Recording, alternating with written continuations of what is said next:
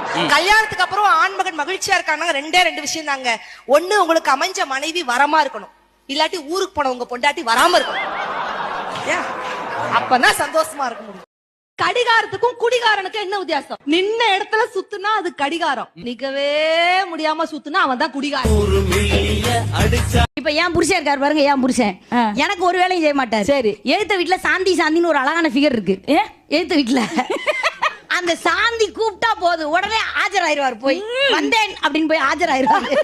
தீபாவளிக்கு காலையில பலகாரம் செய்யணும்னு குலோப்ஜாம் வாங்கிட்டு வான்னு ஒரு கூப்பிடுது, ஓடுறாரு.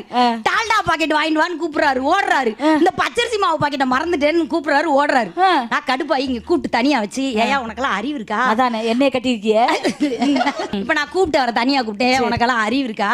அவங்க உன்னை எப்படி மிஸ்யூஸ் பண்றாங்க, இப்படி பண்றியேன்னு. மிஸ்யூஸா பண்ணா சாந்தி நல்லாவே யூஸ் பண்ணிக்கிட்டு தானே நான் நினைச்சேன். சாந்தியா எங்க மாமியார் என்ன கெட்ட வார்த்தையில திட்டுது, பட் நான் அழுகல சார். கண்ணீர் வருது, ஆனா நான் அழுகல. ஏன் அழல தெரியுமா? மேக்கப் கலைஞ்சிரும். அரசு பள்ளிக்கும் தனியார் பள்ளிக்கும் என்ன வித்தியாசம் தெரியுமா நடுவர்களே? ஏழை மாணவனுக்கு பணக்கார வாத்தியார் பாடம் நடத்தினார்னா அது அரசு பள்ளி, பணக்கார மாணவனுக்கு ஏழை வாத்தியார் பாடம் நடத்தினார்னா அதுதான் தனியார் பள்ளிங்கிற நிலவர. மனுஷனுக்கும் புருஷனுக்கு என்ன வித்தியாசம் தெரியுமா? தப்பு பண்ணிட்டு மன்னிப்பு கேட்டா அவன் மனுஷன், தப்பே பண்ணாம மன்னிப்பு கேட்டா அவன்